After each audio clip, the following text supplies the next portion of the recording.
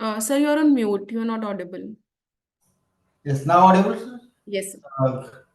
Good evening, everybody, and my seniors, respected seniors, and my colleagues and friends. And we hope that number of two sessions we have completed recently in the Honorable NCLAT judgment. So today, what the valuable things we are going to discuss. That is a recently one of the case study was come, which is so MRC Property Developer Private Limited versus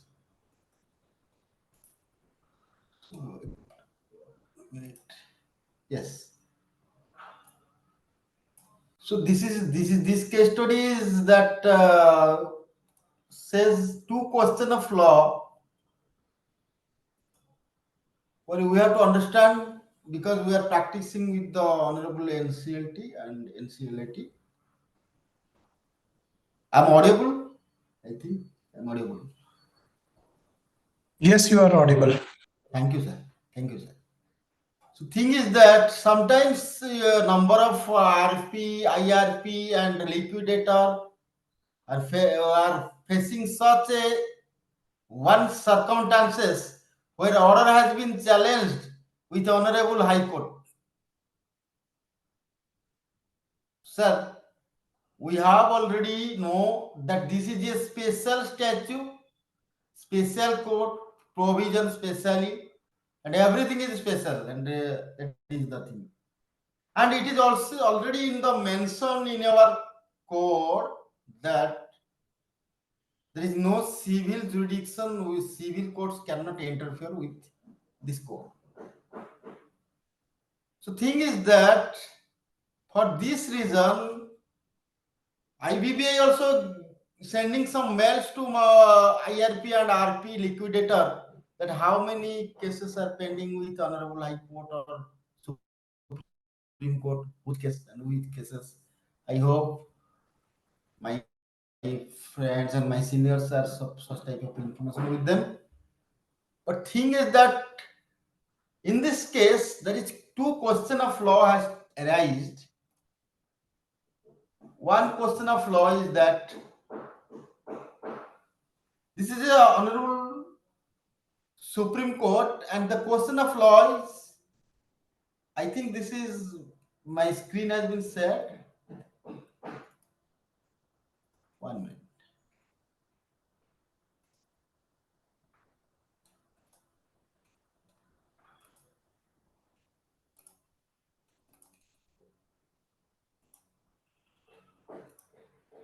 Yes, it's there.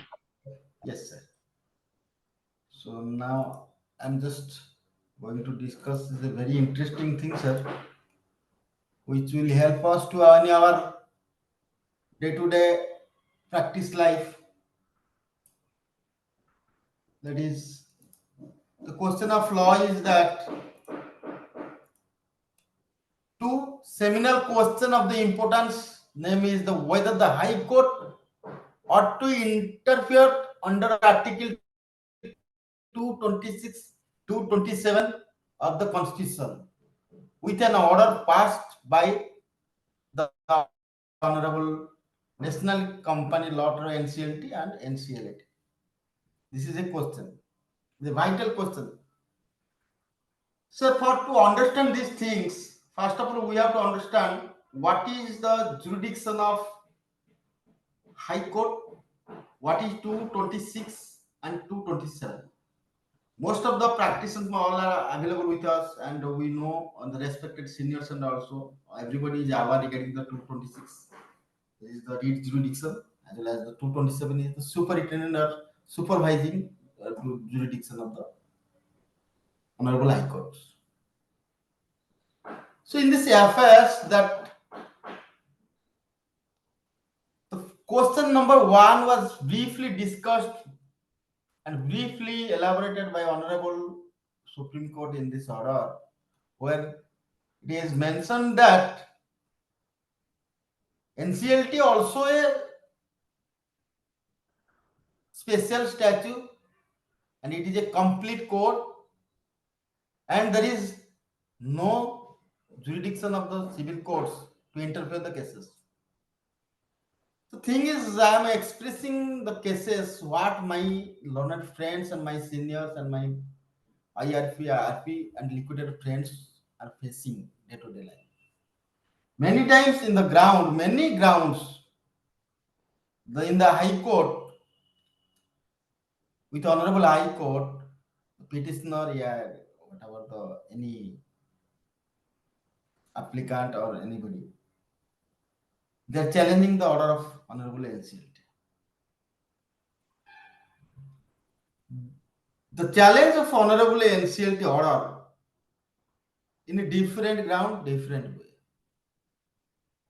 But overall, we have to understand this is a very lengthy judgment, and I will not go for all the things to cover. It is, first of all, we have to understand that all the learned seniors and friends already know that innovative industries limited, in the case of innovative industry limited, it is clear that this is a complete core. In one umbrella, everything solution is there. It is a complete core. So whenever it is a complete core, whatever the sequence, whatever the order passed by Honorable NCLT, we will start from NCLT. The scope is the aggrieved person will go to NCLT, but sometimes it is bypassing to the High Court, Honorable High Court, and many cases are interfered by the Honorable High Court also. Why? We cannot deny that there is a clear-cut provision. Everybody knows that there is a appellate jurisdiction. Whenever another honor in the court, Honorable High Court also, many cases all of my practicing friends knows very well that whenever there is a appellate jurisdiction or alternative remedy is there, the Honorable High Court did not interpret the cases also. But sometimes it is interpreted by the Honorable High Court. Wow, who know which situation and how? It completely depends upon the situation. The High Court has a particular jurisdiction and particular area, geographical area. On that basis, the High Court will exercise. This is in the jurisdiction 226.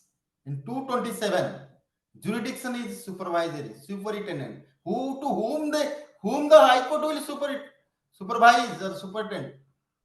To the subordinate courts, civil courts, district courts, tribunals, that will be subordinate. How they will superintend?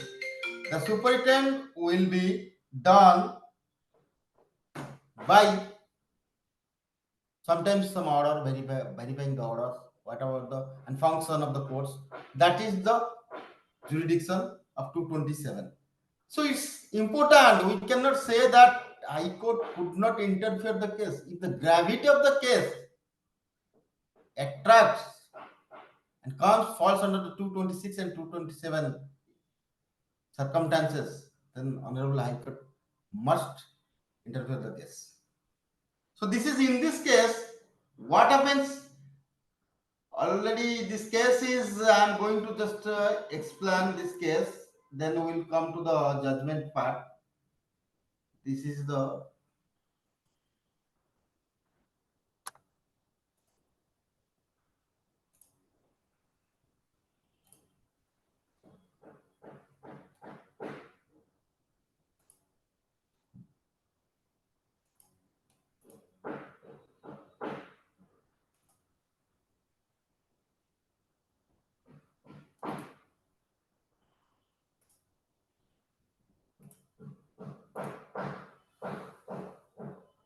so the Supreme Court addressed two critical questions. First, it considered whether the High Court could intervene under Article 226, 227 of the Constitution in the matter related to the IB Court, despite of the availability of the statutory appeal to the NCLT, Honorable NCLT. Second is examine whether the NCLT could investigate the fraud proceeding initiated under IB code. That I will go. But this question we are going to discuss. The question, the case is involved a mining lease held by the corporate debtor MS so and so in the limited in Karnataka. The NCLAT order regarding the miscellaneous application related to mining lease was challenged in High Court, which raised concern about the fraudulent intention of the resolution process. It was challenged in High Court. The NCLT, despite the objection, passed an order allowing the application, leading to legal challenge by the state of Karnataka. The resolution applicant counsel argued against the High Court interference. So what we are discussing, that resolution applicant counsel advocate challenged and argued that there is an alternative remedy available under section 61 of the IBC, so they could go. But the interesting thing is that what the respondent has argued, the decision of government of Karnataka to deny that benefit of deemed extension of lease fell within the public law domain. Therefore, challenging the correctness of this decision should only done in a superior court with a power of judicial review over administrative action. The National Company Law Tribunal, being a specialized body and with a specific function under the Insolvency IBC code, was not considered a supervisor court with such power. So this is the circumstances. So what I discussed, when the High Court will interfere, I have some experience and some knowledge in these cases. When there is the total case is in a public law domain and it must be review, judicial review is administrative, judicial review action is required. At that time, the court has interfered and taken the view on these things. The second one, sir, very interesting. If you go to the judgment,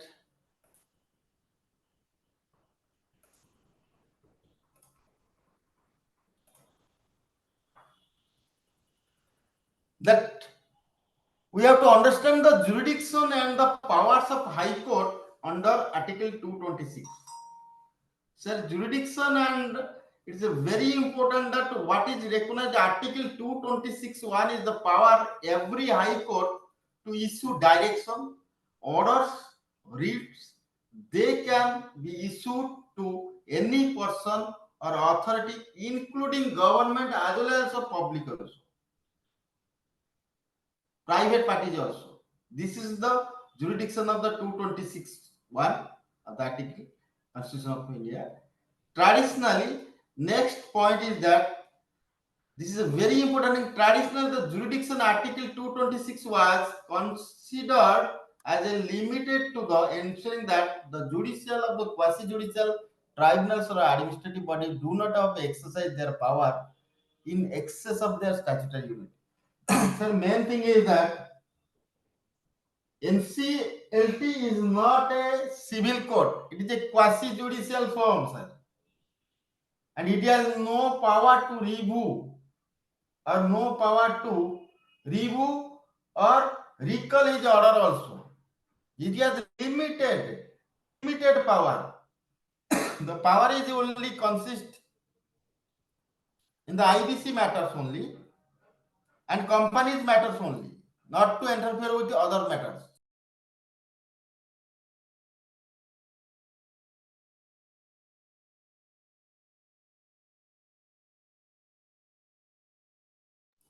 So over the things we have already gone in the last time also discussed the jurisdiction and the powers of the NCLT and NCLT.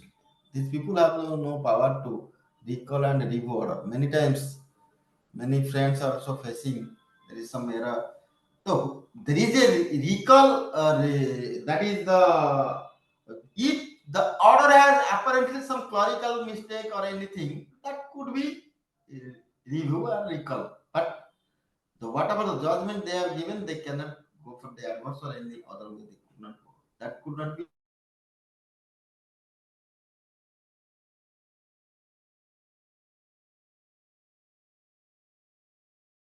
Sir, the screen is lost. Sir, now it is. Now it is okay, sir. The Sir, now screen it is is okay. not. The screen is not there now. Yes, yes, yes, sir. You Yes, press.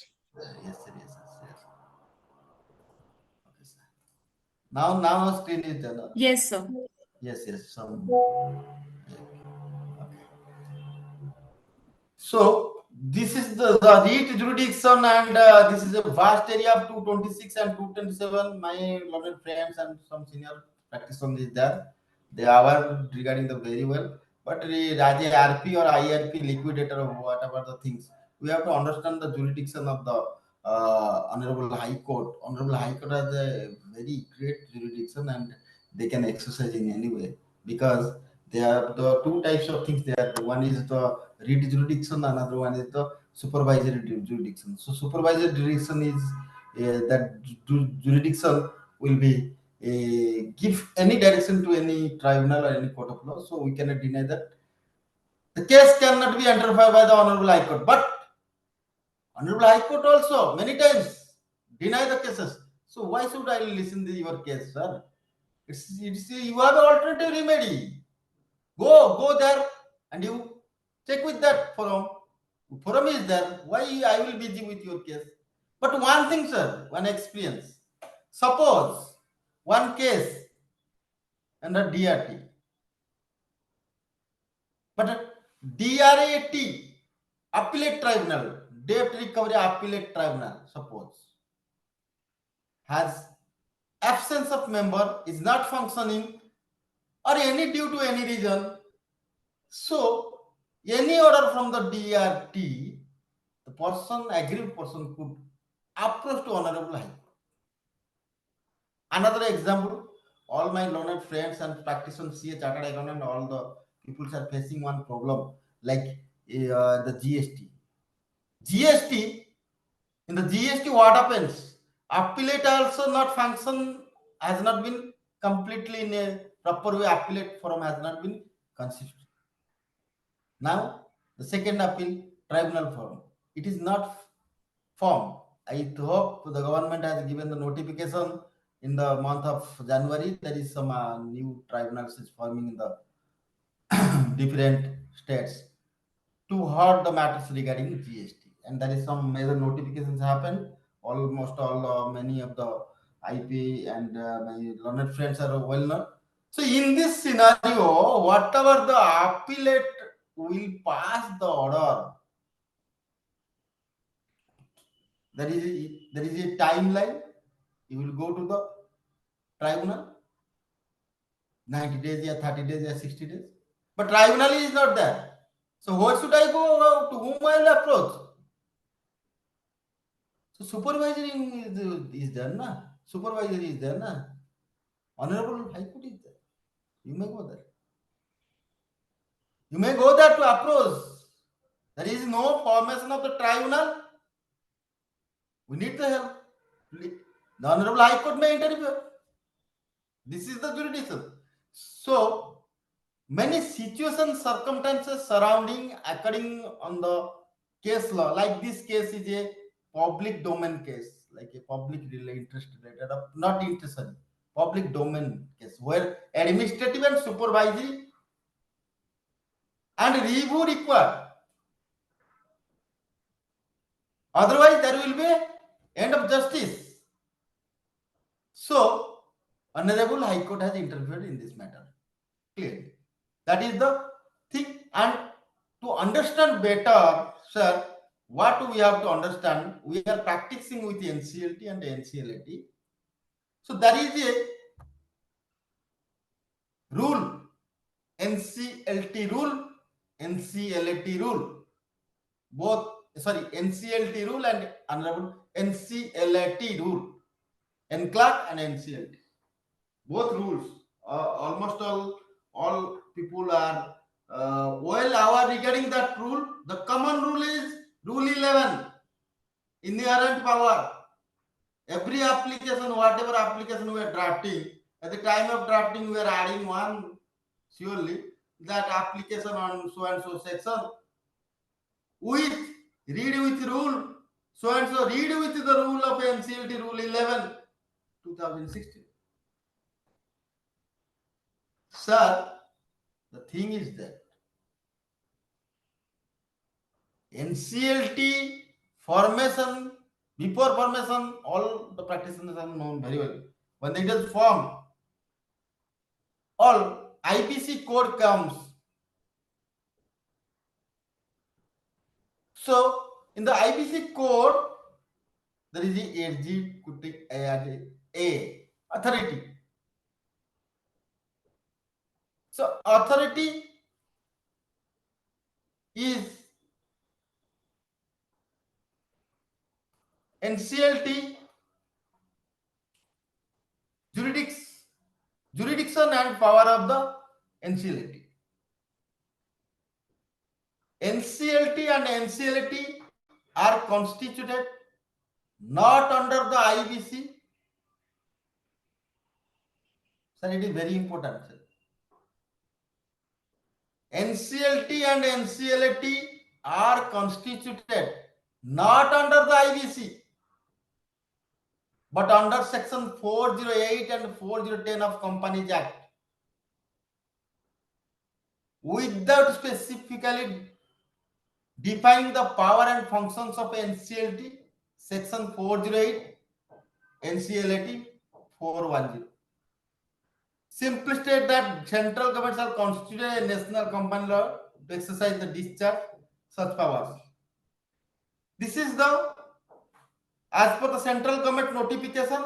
So both NCLT and NCLT, whatever the formation has happened, that was purely for the Companies Act. IBC, but IBC supervise and superguard for supervision, that is the authority for a corporate person. Already we know that NCLT. Okay. So the authority in relation to insolvency, resolution and liquidation for corporate person, including corporate debtors and personal guarantee. In this case, this comes NCLT. Like personal guarantee, corporate personal guarantee, and corporate law related. These jurisdictions, all everybody, every professionals very well known. So very important thing is that sometimes we should have to go through the, that is the regarding the NCLT rule, which will help us in the many.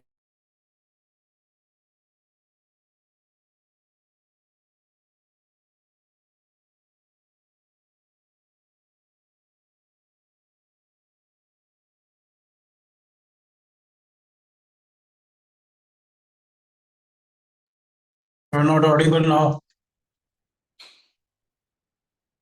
Would you just check up, please?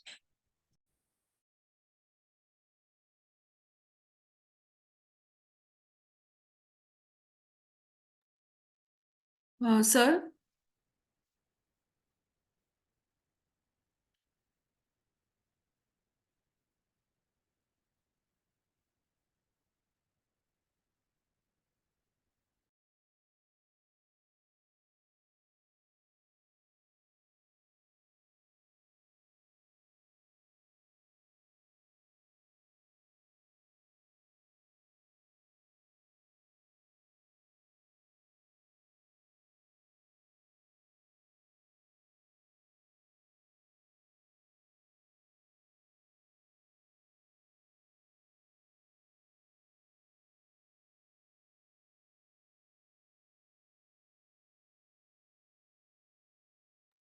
just give me 5 minutes, everyone. Just 5 minutes.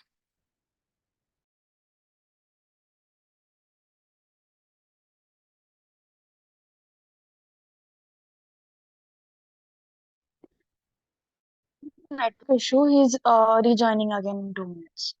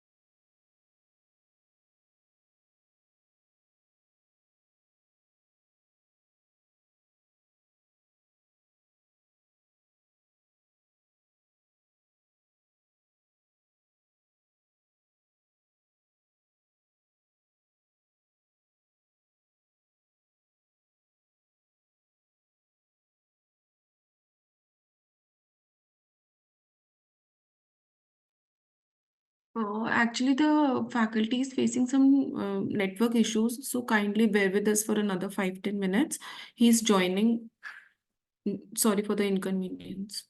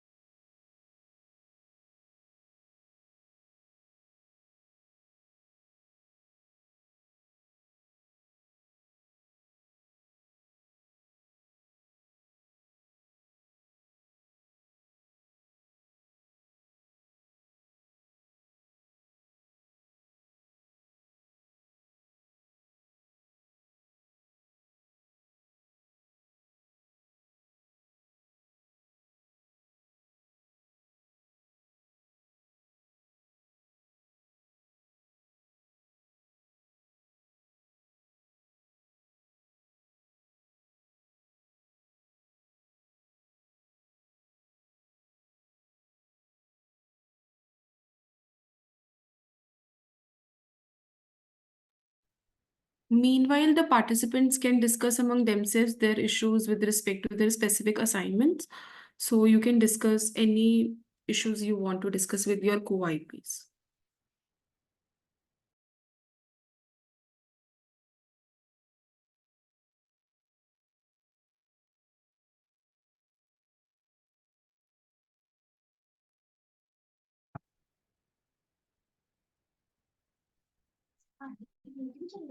Webinar है वैसे अच्छा ये काम ये ना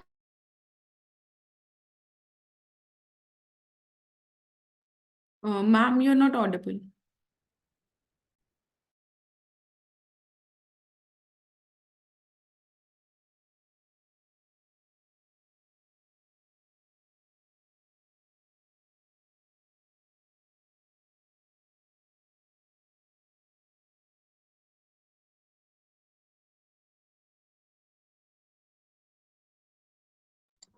I have something to discuss with the participants if others are handling some voluntary liquidation cases. Am I audible? Yes, ma'am, you're audible. Yeah. Actually, what's happening, the corporate person usually having multiple GST number and we are trying to surrender as well. But now GST department, they keep on issuing notices, for any year. Randomly, we are getting these. So due to this, we're not able to complete the liquidation on time. So my only query is if anybody has, face such an issue that you have filed your repaid to your shareholders, you have filed your application with the NCLT, and thereafter you're receiving the notices again, or any particular year assessment is going on and GST department is sending notices, then what is the view taken by the NCLT or the departments? Who will pay that once liquidation account is closed, payment has been made, and thereafter if any notice from any GST, Delhi, Gurgaon, any from any department, any branch. So what's the view taken by the NCLT or the liquidators or the advocates? Somebody can, express their views on this.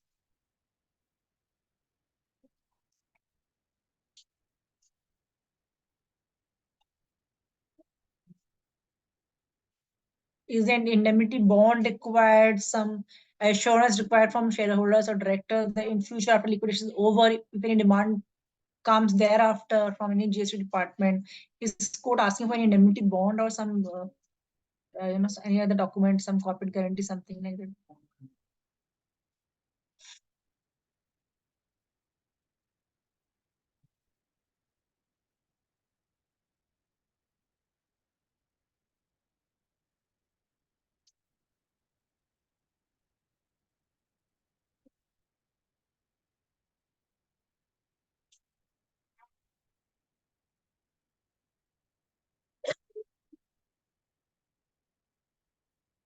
No one has dealt with such a case, I guess.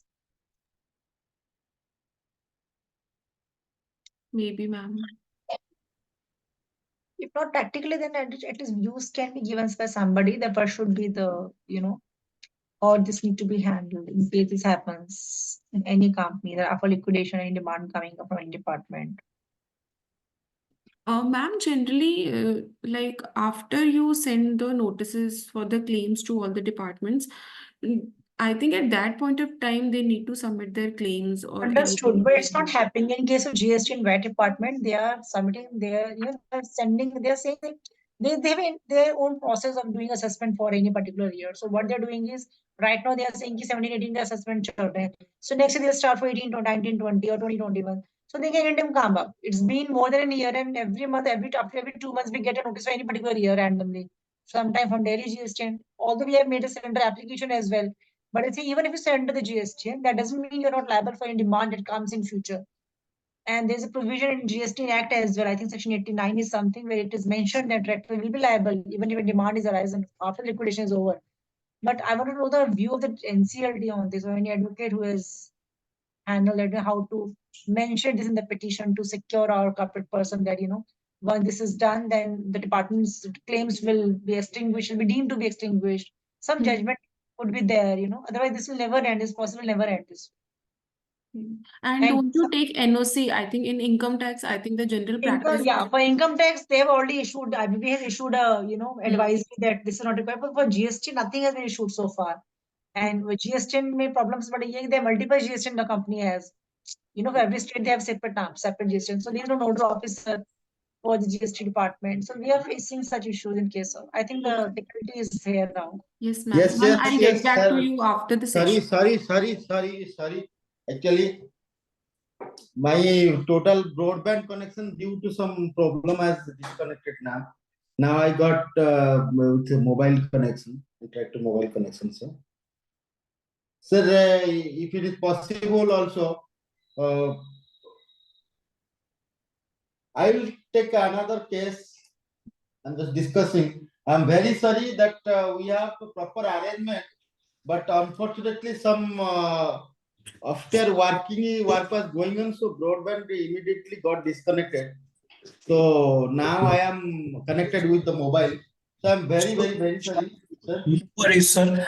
So what happened in the second part? You had raised two questions. One was 226 jurisdiction and another was fraud. So fraud, does the High Court have jurisdiction or no? Sir, we'll go for that. Fraud. The jurisdiction of the fraud, sir. So the definition of the fraud in the every IP and RP and liquidator placing the application before Honorable NCLT. Sir, I have already discussed that is two-pay transactions. That two-pay transactions, whatever the preferential and whatever the fraudulent is comes under one part of the fraudulent is coming.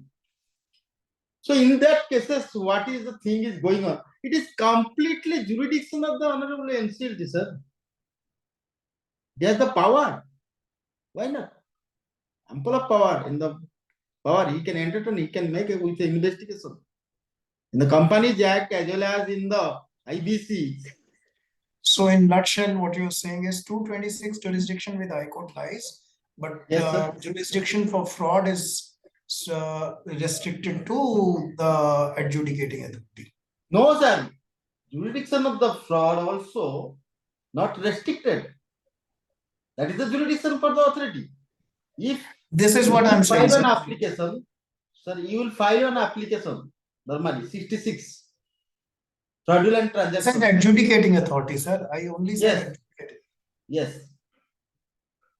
That is with the adjudicating authority. So another case, sir, I am very extremely sorry, sir. I'll say I could not. Shravani, can you share the Shravani? Are you online? My colleague is Shravani. Shravani, are you online? Yes, sir. Yes. I am. Same thing is going on with me actually. Broadband connection due to. Sir, now audio. So, sir, I am extremely sorry that due to poor connectivity. So the another one case I am going to discuss only, sir. So I could not share the PPT now. I am working from another system. So where the case is that this is a decision on auction sale. Sir, interesting. Sir, now I am audible. Fluctuating. Sorry to interrupt, sir. Sir, you shared the PPT with us. I will screen share. Yes, ma'am. Okay, sir. Actually, I'm sharing with you. Yes, please.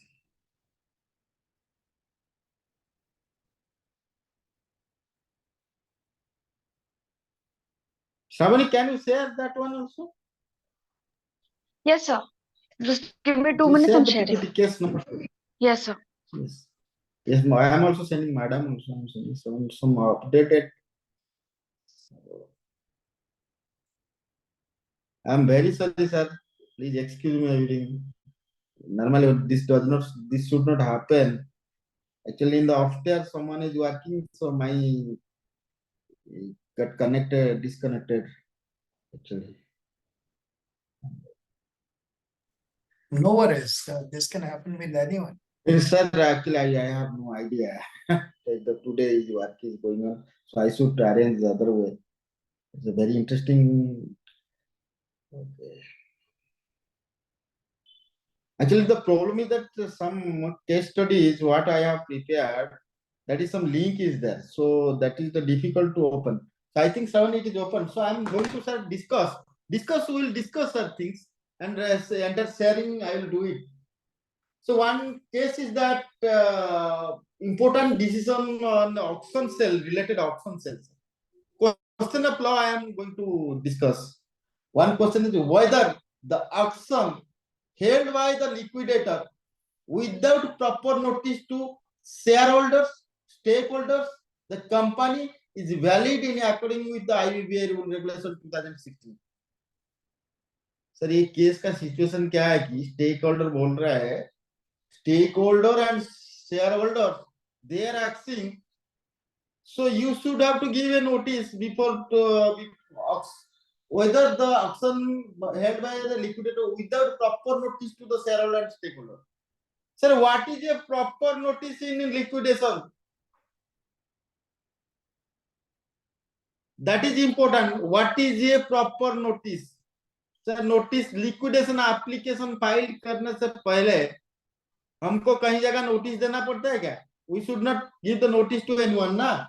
What the thing is that notice जो हमको देना, that notice we should not give a notice. Notice is that in the order when Honorable NCLT passed the order under section 33(1) or 2, whatever the order, in the order that is clearly mentioned.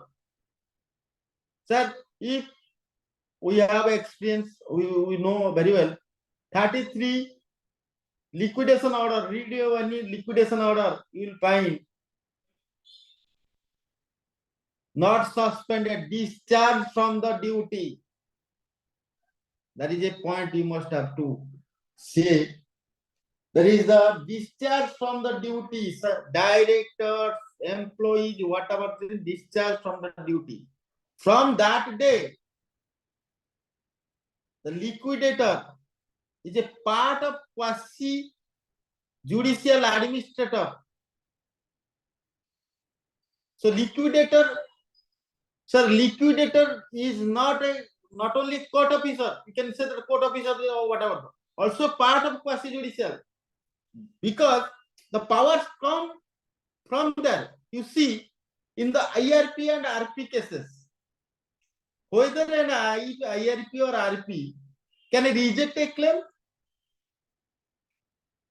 What is the duty of IRP and what is the duty of RP? Collect and collect the claim and verify. Collect, verify. 3 things. So you could not reject someone. Even if you cannot take a claim from someone, if you delay. So, but in the case of the liquidator, a liquidator can reject a claim because there is a section 42 available in NCLT. The rejected claim, applicant has to approach to Honorable NCLT that my claim has been rejected on social point. So I have filed a appeal. So appeal is there. So this is the, but in this case, what happened? The question of law, whether the action held by the liquidator without proper notice to the stakeholders. Ma'am, could you help me to send a one WhatsApp high message that I can easily share the PPT? Ankita ma'am? Sir, I am sharing. Just 1 second. Yes. So in this case, what is the major?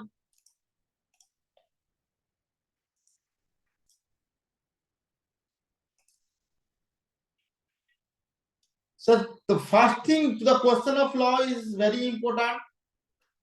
Whether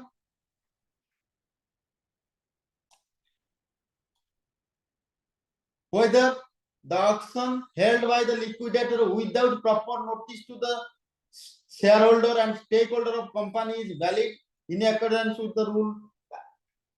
sir IBBA में कई rule में लिखा है कि हम proper notice भेजेंगे stakeholder and shareholder. No need to. In order to understand, we have to follow the chapter VA of regulation 33 of Insolvency Bankruptcy Code. Prescribed mode of sales. The liquidator shall ordinarily sell the assets of the corporate debtor through an auction. We provide for detailed manner and how to auction. So there is a particularly regulation before auction. What are the liquidator has to take the steps?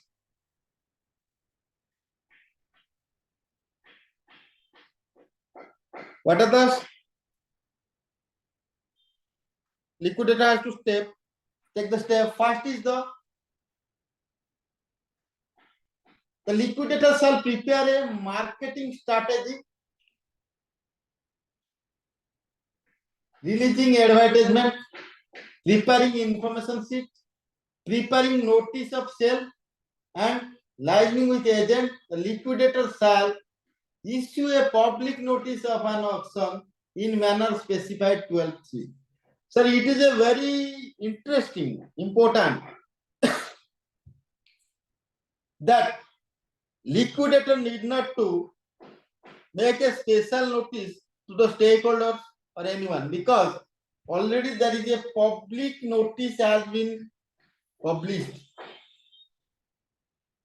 Many times IRP and RP and liquidator, we are facing number of problems, challenging by some people that they could not get information that there is a CRP process started or liquidation process started.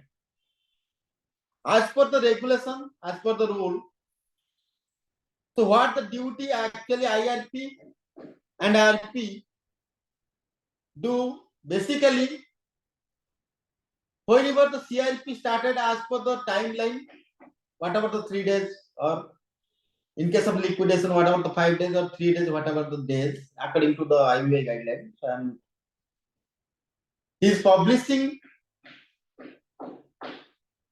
the public announcement regarding to collect the claims, or public announcement, or making the auction notice. So that is sufficient. Many times my friends are already faced with government department. They are saying that we did not receive any intimation.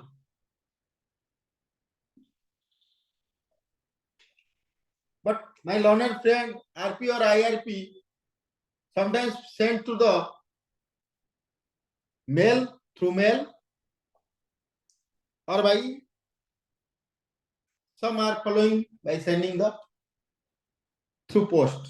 Sir, my request in practicing experience, whenever you are appointing as a IRP or RP, after publication of public announcement or whatever the statutory or public announcement, basically, must have to send through mail. If it is required also, please send hard copies. Till that, we are facing lots of problems, sir. For intimation, public announcement, just I am going to give some explanation. What are the problems we are facing? My learned friends has to understand. My seniors also give the feedback that, sir, I found OC has 5 bankers, 5 banks has created charge, 5 banks. What I am doing? I got the balance sheet, so and so, charge creation. So I want to start it to communicate with this financial creditor, sorry, financial creditor. At that time, the financial creditor, to whom should I contact? That is important. Suppose I am to whom. So bankers has not given a particular ID that when the NCLT matter will admit, we have to give them intimation. Practically, what is the London IRP or RP liquidator is doing? They're collecting the mail IDs from in the source and sending the intimation that so and so company got or under CIP or under liquidation process. So that way we are managing. But if there will be a particular streamline of the whatever the bankers number of banks, 28 or 30, whatever the banks, they have a particular mail ID. When one IEP or RP or liquidator is happened, they can shoot the mails and exactly they can get a proper information. According to that also. Sir, one practical experience. The court told me, to whom you have intimated? I told, sir, I have intimated to the IT department, income tax officer. Why you have not sent the mail notice to the principal commissioner also?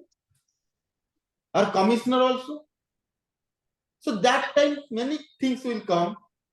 We particularly have to look after in your practice career. Intimation has to go to properly. So in this case, what is my idea I have to say? That is already one public announcement has been given or public notice has been given.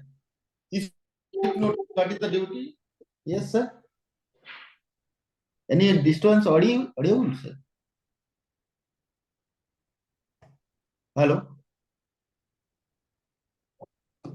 Yes, sir. I am audible, sir. Yes, sir.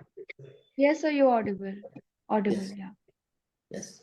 Please So this is the thing, and the issue is that whether the proceeding of sale can be carried out without proper notice to the stakeholder.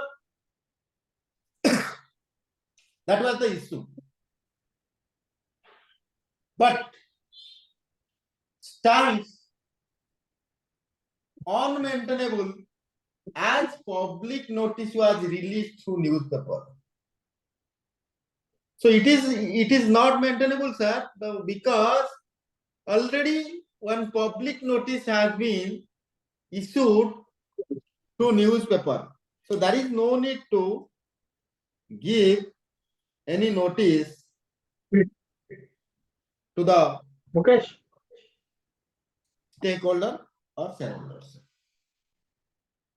So issue number 2, another question of law we have to discuss it whether sale was valid when the payment from the auction purchaser is not received within 90 days.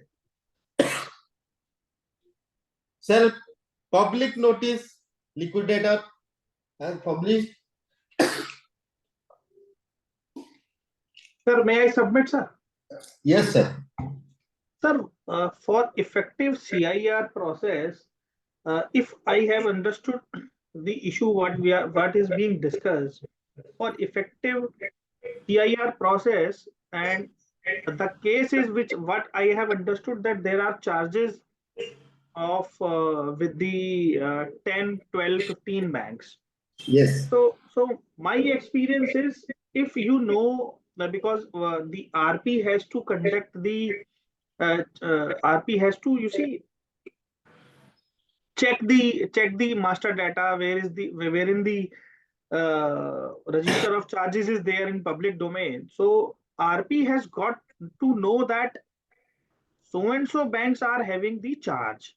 So RP has to conduct the inspection and extract the forms creating the charge on the immovable property or the movable property or the stocks, whatever.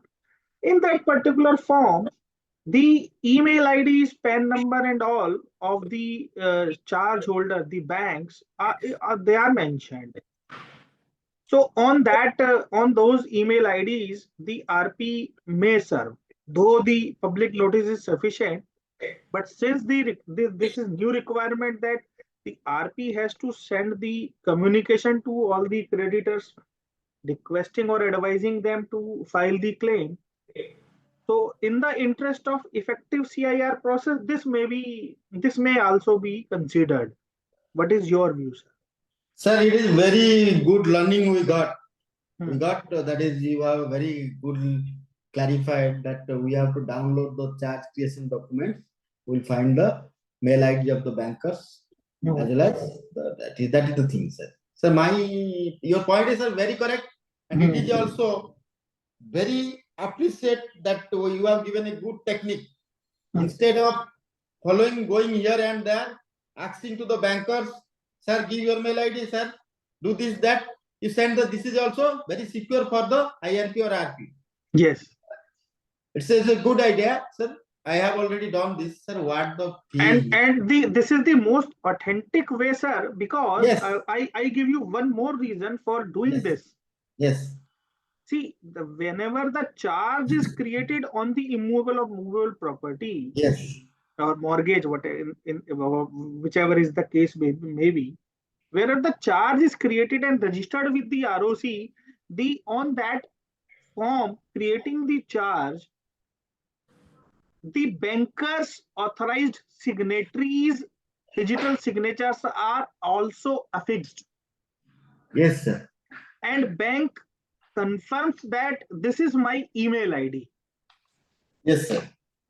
So there is a deemed acceptance of the email ID that the person who is signing or who is affixing the DSC is owning that email ID, right, sir? If it is Yes, not, sir. Yes, sir. if it is not 10, 20 years old, Yes, so sir. they cannot deny that we have not, if we have done this, and they cannot deny that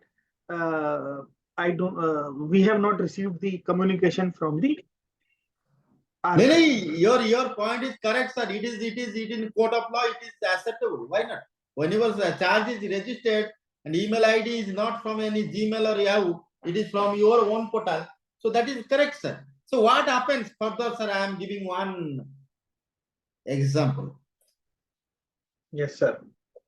I have suited mail to SCBA so and so branch that I am finding in the charge creation and other documents.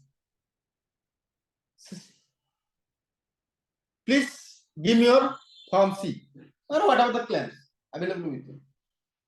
So what happens, sir? I felt in reality, they told that, sir, we are not looking after the NCLT matters. So, sir, you just contact this branch. Again, I suited mail to that branch. Then I start myself. So sometimes this problem is going on, but your advice and suggestion is, sir, good. According to your suggestion, many of my friends and many of the IP people get a very result that from the charge documents we can download, or from their current account to a bank statement, that is customer care numbers. So it is difficult to find out. Sir, many times it is too difficult to find out the banker's email ID. They do not allow. Sometimes also bankers, you will send mails more than 2 MB or 1 MB, that will bounce also. That also happens. So it was a request for them, if they will create a centralized database, like to whom immediately we have to contact when a CRP process is started, to extract instead of extract, and it will be circulated with the IVA. It will be helpful for us. Like I told, income tax case, I have forwarded the IT officer. IT officer got that, but during the initial stage of the CRP, whatever the IP code, at that time the court asked me whether you have forwarded the letter to the commissioner or not. Sir, the next question of law will go. Sir, actually, I think it will continue for a few times. My internet may give some letter problem, so we'll go through that. Whether sale was valid when payment from the auction purchaser is not received within 90 days. Sir, the process of auction already we all are regarding the process of auction. We have some little bit experience, whatever the more experience people share with me. my seniors and learned friends,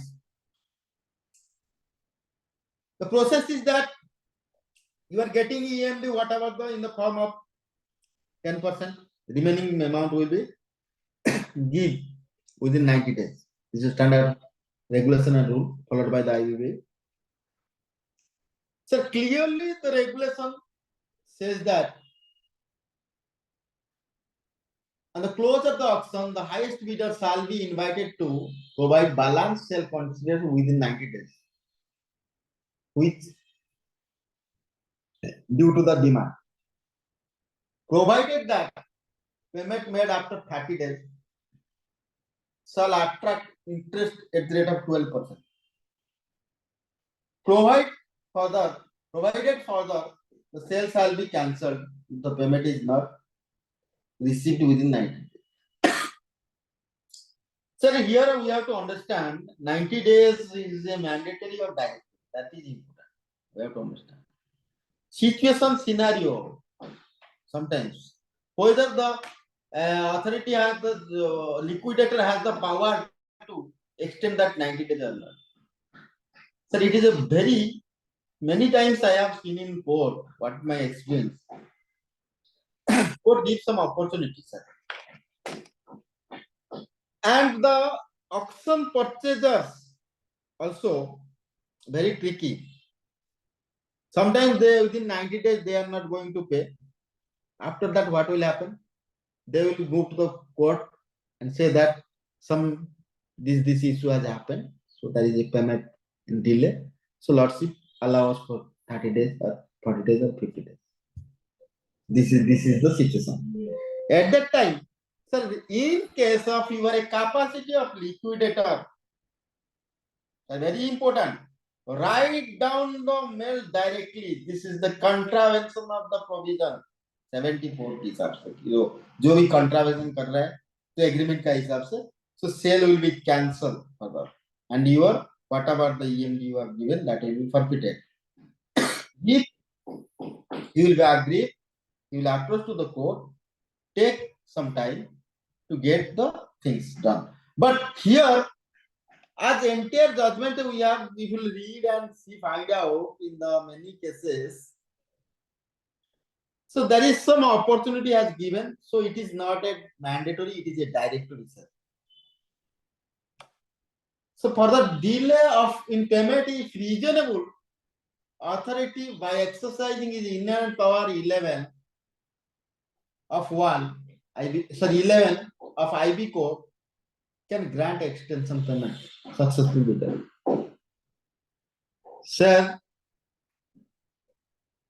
suppose today what the auction purchaser has suppose paid one of the case I have conducted resolution auction purchaser has paid almost all 75% of amount. For 20%, 25%, liquidator issued a notice to cancel the sale proceeding as per act. He could not pay. We have approached the court. The court has understood that there is a genuine problem is going on with the successful bidder. If the sale process will cancel here, the EMD will forfeit it again to conduct a process. Takes more and more time. So using is their inherent power, they can provide some time to the successful bidder to give the amount. Sir, Rule 11 of NCLT, before we have heard that power of jurisdiction of NCLT, now just we have to understand what is Rule 11 NCLT because it is a very, I told every time we were mentioning, inherent power, nothing is this rule shall be deemed to limit or otherwise affect the inherent powers of a tribunal to make such order as may be necessary for the meeting the end of justice. So what there is a end of justice, abuse of the process, at that time the authority will sure exercise their inherent power. Sir, another point, sir, always remember, my friends, my seniors, everybody is practicing. Sir, when there is a clear-cut provision is there, there is a difficulty to exercise the inherent power. But if there is an end of justice, the inherent powers will come. Because abuse of the process. Because in this case, if the liquidator will cancel the sale, yes, there is some contractual obligation in the sale or contract sale as per the sale of goods, whatever the contract has made with the liquidator. There will be some amount will realize, but to further conduct a liquidation process will take some time and it will deteriorate the value of the assets and time value of the money. The liquidator will make some expenses and there is some further process. The process will deteriorate the assets of the perpetrator. So in the time, if you calculate the time value of money, so whatever the realization will come, it will be poor or less than the realization is coming within this stipulated time. So not to abuse the process, not to disturb the process, the authority has exercised the Rule 11 inherent power and given the extension of time to give the payment after some time. Whether the act of auction to sell the property, revise or reduce offset price can be altered. Sir, suppose you are a liquidator.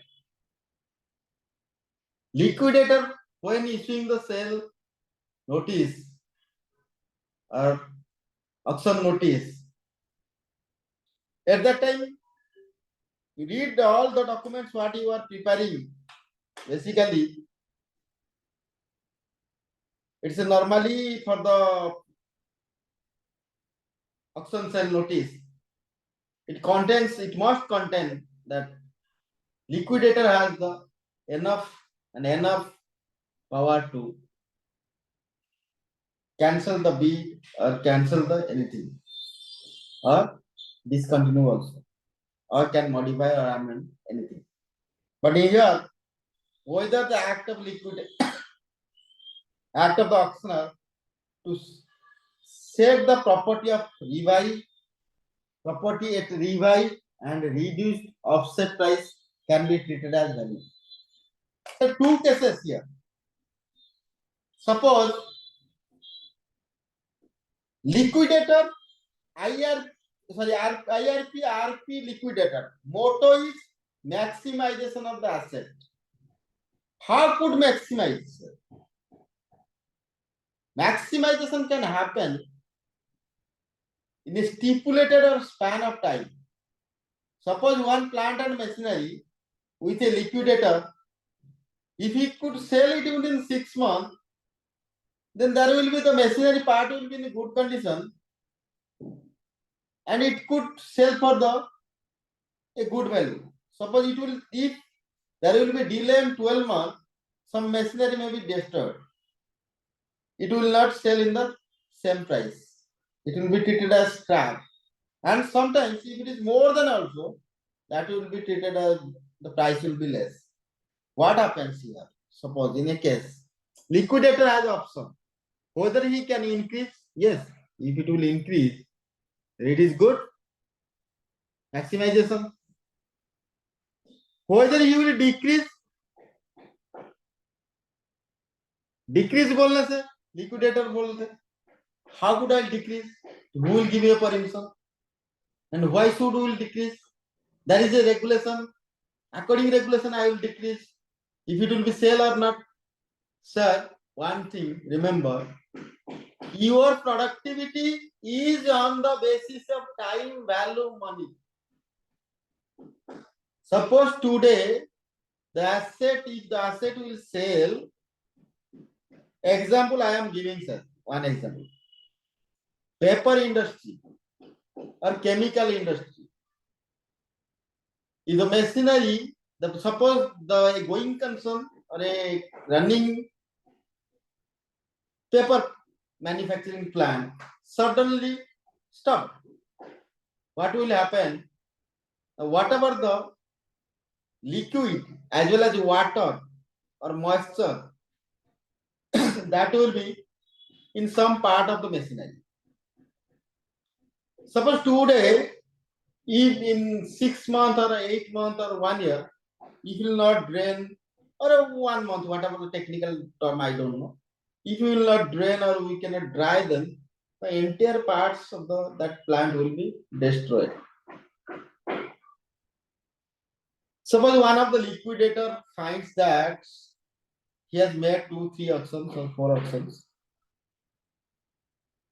but he found one of the bidder who is interested to take, but the consideration value, whatever the consideration is, very less.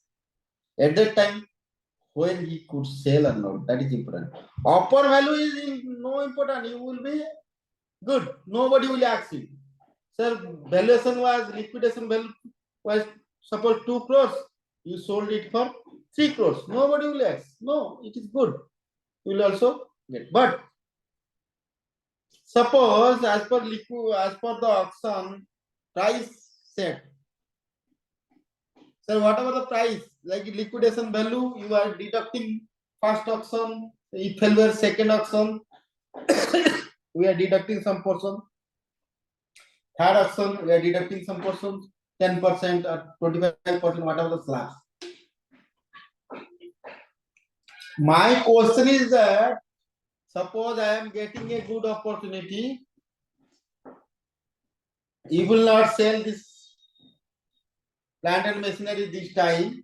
If you kept for a long time, automatically it will be destroyed. Can a liquidator sell it for a less price or not? Here the court has taken the view that he could do because according to time value of money, the liquidator being a quasi-judicial authority is empowered to admit or reject the claim in whole, in part of determination of the subjected to the appear provision. In that I have already discussed this case. Okay.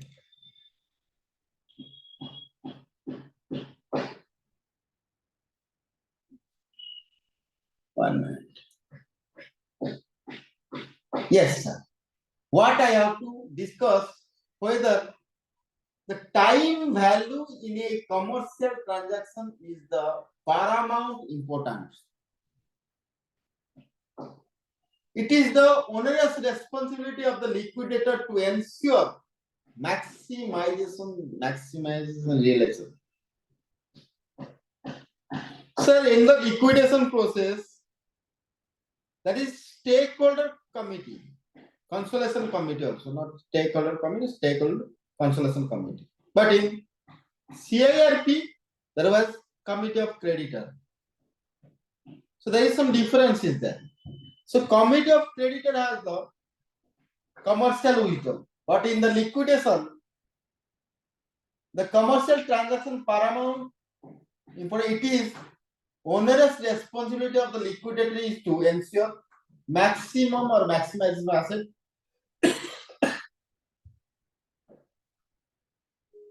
It is expected that he shall or liquidators take proper decision in the sale of property in auction based on the commercial wisdom as being done in the case of the corporate insurance process. So the commercial wisdom was in the CIRP process with COC.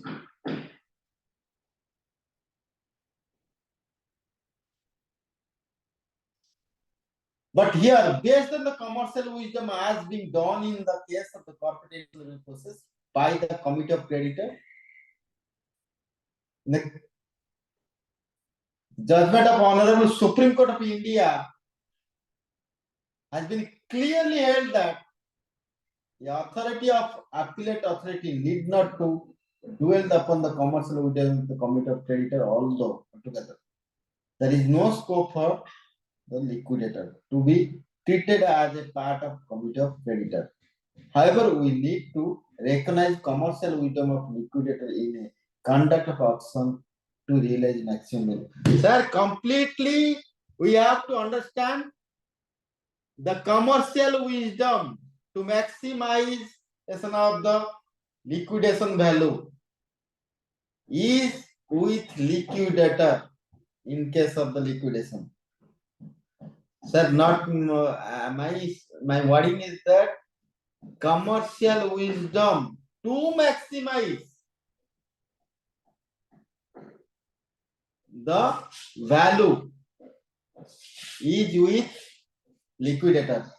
So liquidator has not done any mistake due to he has properly judged that regarding the time value of money and realization amount.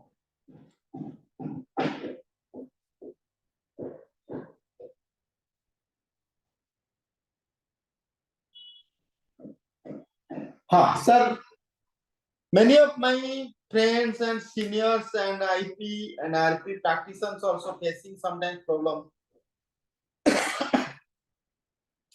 When we are placing one application for dissolution, 5445, section 54. At that time, you must have heard some query from the court.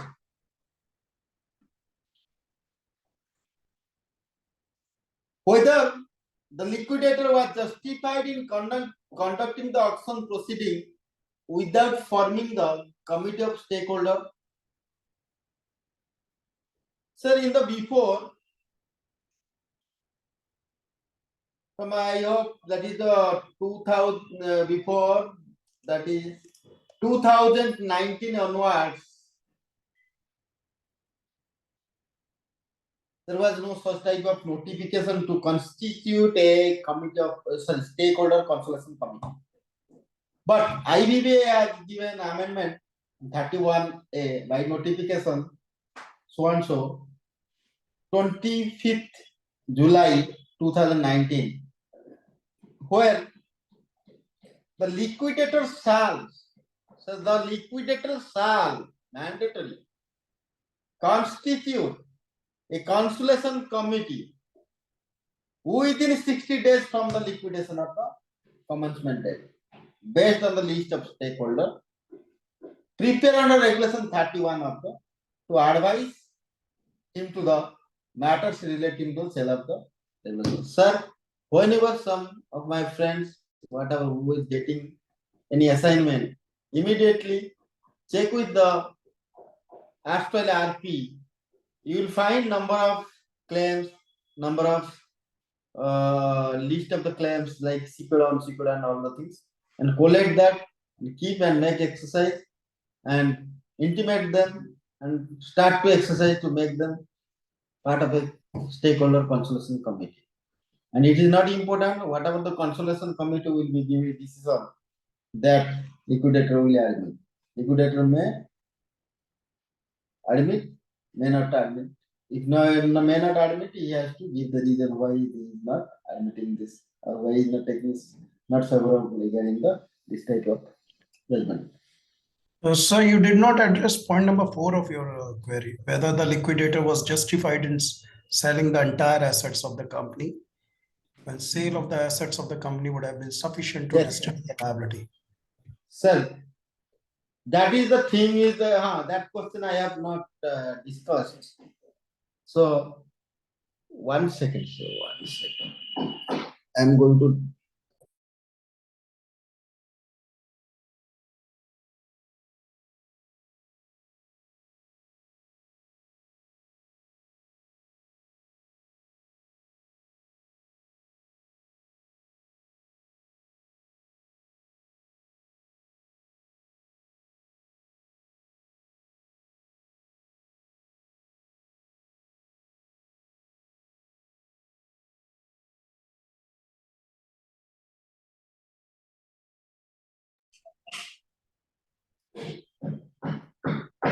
Yes, sir. I am going to explain that one only. The question is that point number 4.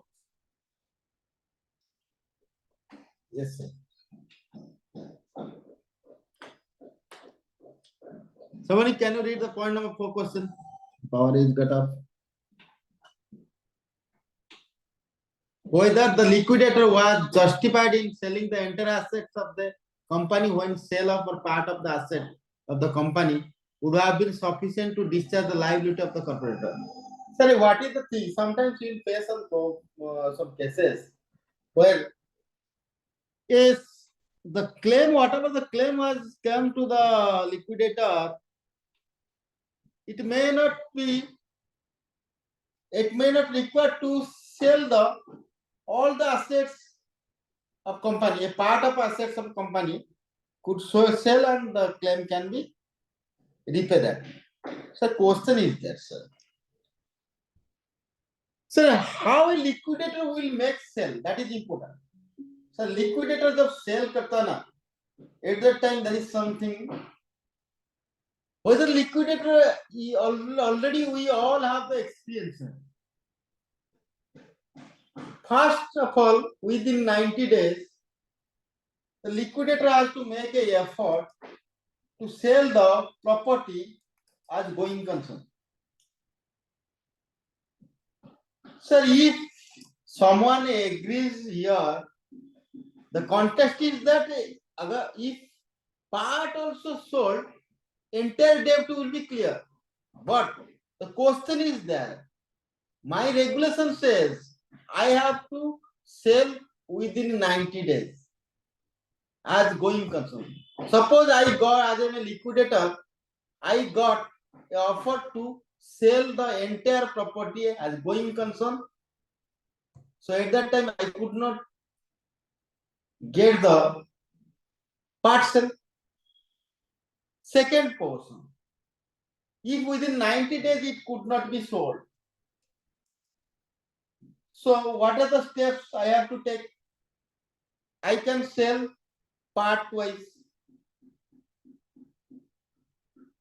At the time of part sale, what I have to do? Suppose I have to make part sale of the plant and machinery, asset, securitization like patent, copyright, all the things. So what about the liquidator has determined the assets. So at that time, suppose I will sell someone only land. To whom I will sell the building? Suppose I will sell the building. To whom I will sell the land? So here it is not possible that a liquidator will sell a part only and he will clear all the dues. If it is also possible, there will be number of difficulties will arise for the liquidator. So in my opinion, liquidator should not consider regarding the part sale of the assets of company to make it sufficient to discharge the liability of the company. So another question may be arise. Liquidator has the commercial wisdom to maximization of the value of assets. So whenever he is going to sell a part of a company, if asset may not be maximized, so that is the concern. So here, so in my point, that is what the court has given the overview. We are going to discuss. That is case. So I am very extremely sorry that I could not share the PPT in the proper way due to some link in this PPT. I should have to share other way, other system could not. No, it's working out very well. Please don't feel guilty.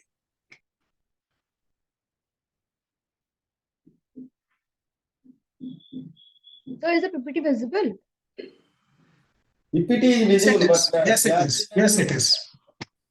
Judgments and others is not visible. Which one is very important? Sir, we just discussed regarding the types of sale can made by a liquidator. All my friends and seniors know very well. Sale of asset 32, whatever the liquidation may sell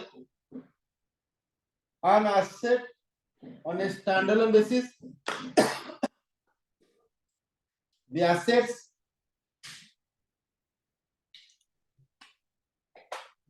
on slum basis, whatever the discussion we have made. So in my view, that it is better the liquidator should first watch whether the asset has to be sold to get maximization part only. If the part sell creates a maximization, that will also make number of troubles, number of questions to the liquidator. So it's better to sell as per the policy of IBA.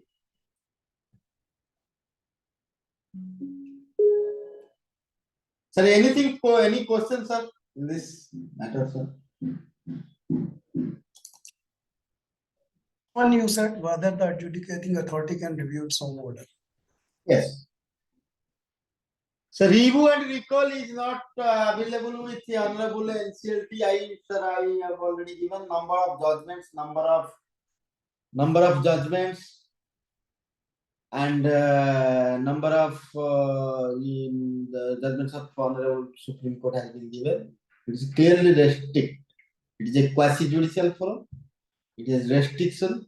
He could not review or recall his order, but he can rectify his order if there is any clerical error or clerical mistake or error, mathematical mistakes. So whatever the errors in some situation, they can do that only. So there is nothing available for them.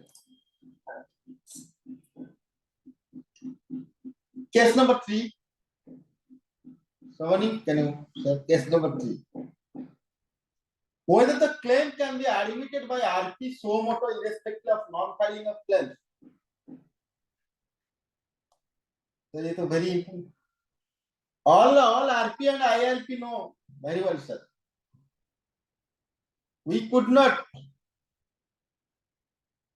We have no jurisdiction to make we could not. First of all, our duty is collect, and verify the claim. So our duty is that. So without receiving a claim, how could someone will admit? It could not be possible. Suppose why such type of case arises, sir? Suppose your duty is to inspect the books of account. You found that there is some operational creditor, financial creditor stands in the books of account, but they could not file the claim with you. Whether that claim, that books of account amount could be taken by the IRP or RP in so modo. It is not possible, sir, because IRP, RP, without getting a claim, there is a claim form where is mentioned why the claim form has implemented, that we have to understand. Sir, it is very important when you are receiving a claim form B or form C, whatever the things are D, whatever the forms. There is a very important is that whether the claimant or operational creditor or financial creditor is a related party or not. You have to first watch, sir. You know very well operational creditors how much that is important. Sometimes some claims will come, related party claims. They will enter into the COC. That time very important. Claim, what's the claim? A claim proof is very important. Proof of claim is very important. So in this case, what the COC is, what the case was happened, so very small. The present appeal is filed against the common order dated so and so by authority NCLT Bangalore bench, whereby authority passed a direction that the claim filed by the respondent state of connecting form C shall be put up by RP to COC for its consideration. What happens in the case actually? We have to see.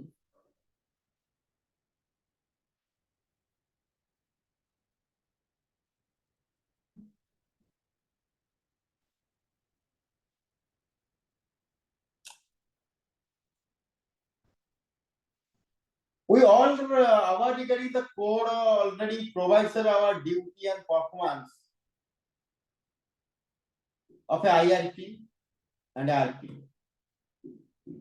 Section 18. So it is very important. Section 18. When you are receiving a order of CIRP, you will go through. It is also almost all many times clearly mentioned by the authority. The section 18 that responsibility of the IRP and RP. In this case, Hon'ble NCLAT held that no such provision that IRP shall admit the claim without filing a claim form, either in Form B or C. Therefore, this tribunal is of the consideration view that the IRP suo motu cannot admit the claim without proper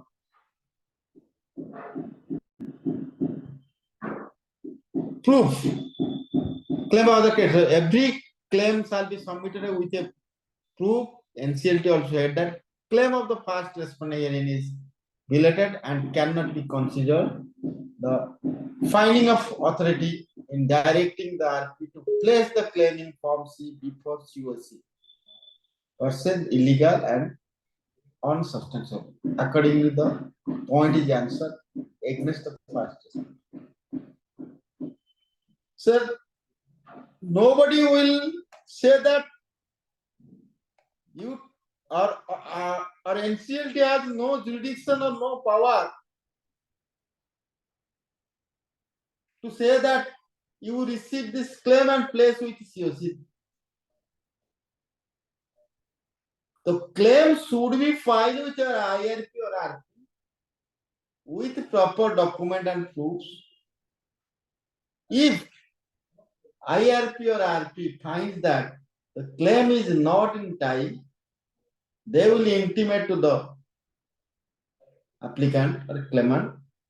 They will go to make an application for delay of payment of these days to the authority.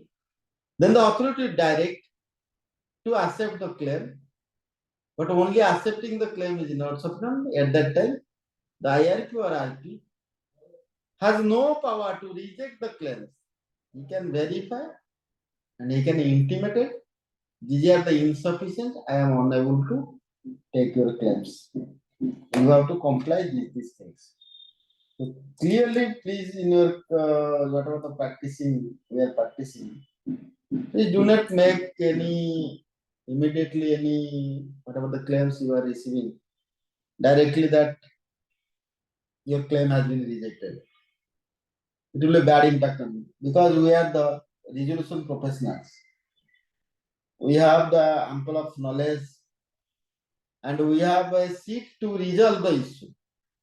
Whenever we should have the very important that we should have a very polite and we have to understand the each and everybody problem to resolve the corporator and to drag into a good track. So this is the issue and this is the thing what happened. I hope this is small case, but the case number 4.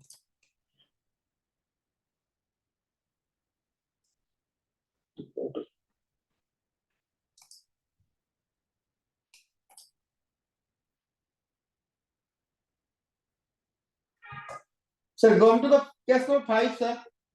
It will be case number 4 will take after that. Case number 5. Whether the successful bidder auction conducted on as is where is basis is liable to pay prior dues attached to the such auction property when the company is liquidation and the dues were claimed under the operational debt liquidator. Act is very new. Now it is already circulated among all the stakeholders and in the market, very well known. Many people are very interestingly trying to join in resolution plans and liquidation plans because they know whatever they are going to purchase in resolution or liquidation, that is equivalent to 24 karat gold. Because here authority is giving many way, help many way, like many. This act is consists to improvement of the industry as well as the improvement of the employability. So government has given some many relaxation and many help to the peoples. So most of peoples are now trying to take part in resolution plan or also auctions also because it is there is some peoples like learned liquidator or resolution professionals are helping to these peoples to get the work done in a very good way. So if the question is the why the successful bidder in the auction conducted on a as is where basis is liable to pay prior dues attached to the such auction property when the company is liquidation and due to the claim and operational debt of the. So these cases may already we know. If you discuss. Question is that sir, a resolution plan is approved.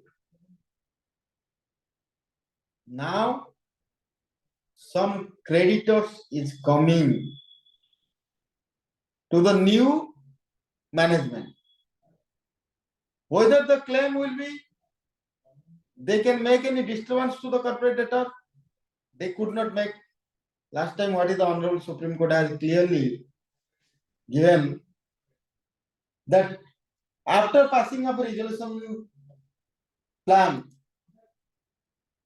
which is bound on every creditor, debtor, stakeholders, government, employee, whatever. This is the first line of resolution plan, approved resolution plan. If you read the resolution plan order, you will get number of knowledge how the government and how the authority is giving the relaxation concession to the new management. At the time of resolution plan, new management will ask to the Honorable NCLT or authority that to give some concession and regulation. Here what happens? In this case, what happens? Successful bidder, auction conducted on as is, where is basis. So very important. As is, where is basis. Auction may be conducted on the sale as going concern, standalone, whatever the process, or private sale, or as is where is basis. It is a very मतलब कि common because जो कुछ है whatever is there, you watch, you determine this is my price. If you interested, you take it. So that this is a very criticality word and number of judgment is a number of interpretation, number of things has happened in this area. Even if you will see in the actually the tender matters and this auction matters, whatever the before as conducting, suppose government auctions is going on, number of cases is going in the Honorable High Courts. You find that, and this word interpretation is also very interesting. You can see this case is a Haryana state.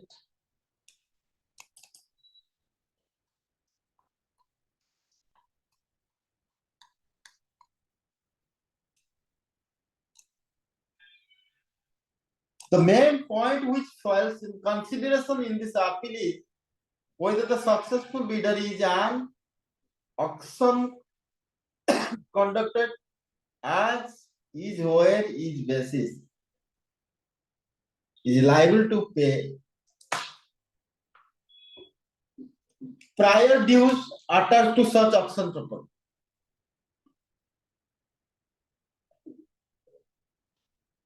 In CIRP, after approval of the resolution plan, there is no chance to pay single penny of the prior due. If that person has come to you with a claim, then it's better whatever the amount in the plan you will get. If he has not come, then there is nothing, no scope to get this thing. So number of judgments having regard to that applicant herein already submitted that claim. Number of judgment like Committee of Creditor, SR Steel, Standard Chartered Bank versus Satish Kumar Gupta. It was a very good. Ghansam Misra, in every, it is a very good way. It was cleared with Honorable. Am I audible? Hello. Yes, you are. Yes. Many of learned friends are interpreting this provision and submitting this provision with many court, and it is a clear cut. It is given. Where Honorable Ghansam Misra case, where Honorable Apex Court has observed, applicant is awarded as what are the liabilities that he may have to face and provide for a plan, which apart from the certifying aid, part of which liability would also ensure that corporate is revived and made a running establishment. The legislative intent of making the resolution plan binding on all the stakeholders after it gets the seal of approval from the authority. Upon its satisfaction that the resolution plan is approved. Yes, requirement. Subsection 2 of section 30 is that after the approval of resolution plan, no surprise claim should be flung on the successful resolution applicant. The dominant purpose is that he should start with a fresh slate on basis of the resolution plan. These are very important.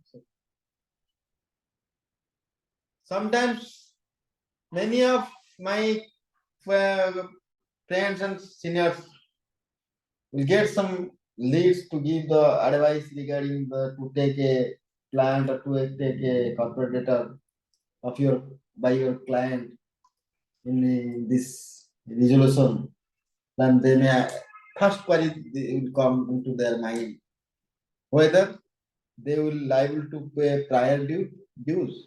In case of the CRP, as per the Ghansam judgment, there is no chance to give any prior dues. You will start a fresh, like a fresh slate.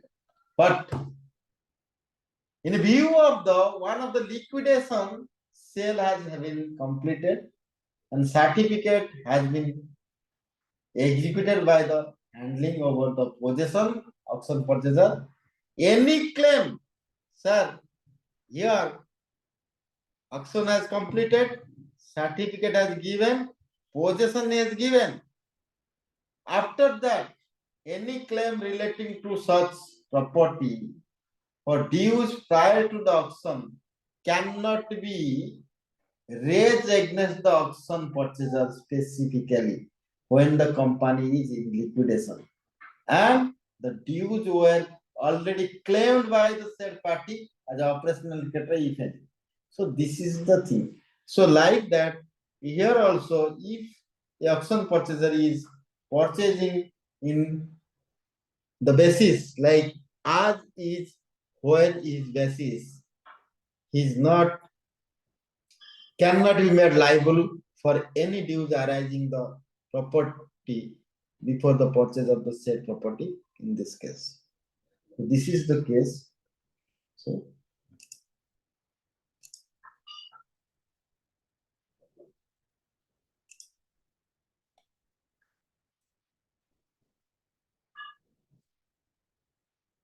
case number 6.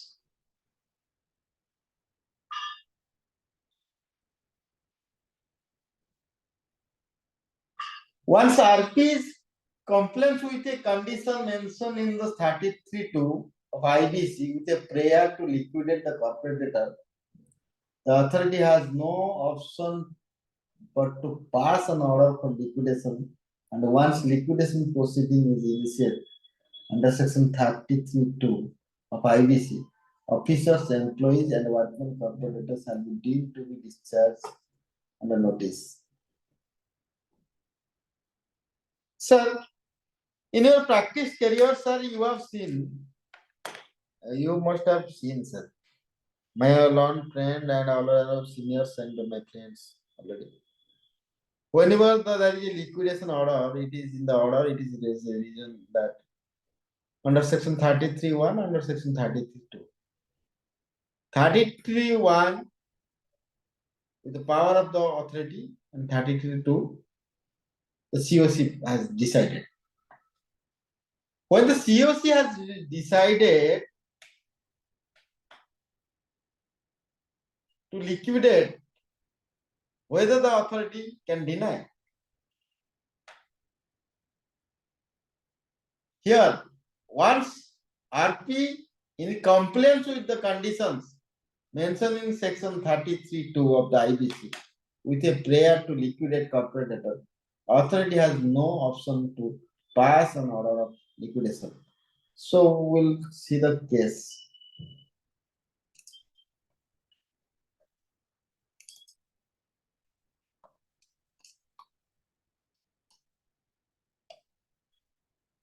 So what happens? The appeal was referred under section 61 of the IBC by two appellants claiming the two ex-directors, MS Gupta, whatever the company, against the order that is one passed by authority, National Company Law Tribunal. By the said order, authority has allowed the petition filed under IBC so and so. The authority, while allowing the petition, filed by resolution professional Mr. So and so of the order that in initiation of liquidation proceeding against the corporate debtor. So it is a vast area that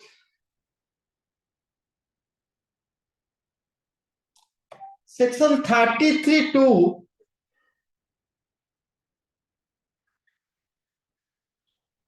that is the whenever the COC is going to take a decision for the commercial wisdom,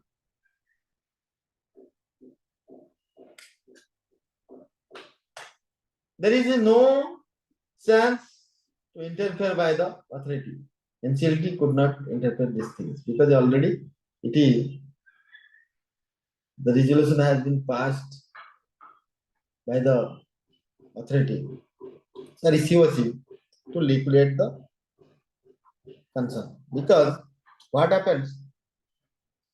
Sometimes,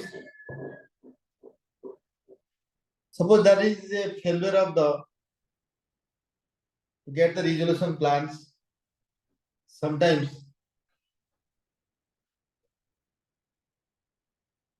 the corporate debtor, whatever the plant and machinery is outdated, it could not be run again. Sometimes what happens? Situation and scenario will come if the COC will find as per the time value of money. If the resolution applicants is not coming according to the time value of money, early resolution or liquidation is the best for the to realize maximization of the assets or to do the maximization of assets. So hope, sir, we'll stop here today. I am will stop and I'll share all the PPT as well as the. Thank you very much, sir. Thank you very much. Appreciate. You were very profound. Sir, I will be happy, sir, if we all will be joined, sir. I request every time all my seniors and all my professional friends, if you interact and make some questionnaire ourselves, we'll get. Recently, sir has given one good way where I was also searching how to close these issues. So thank you everyone, sir, and my respected seniors and also things, sir. Today I am also very sorry that some internet connectivity issue. Okay, sir. Thank you, sir. Thank you, sir. Thank you so much for the efforts.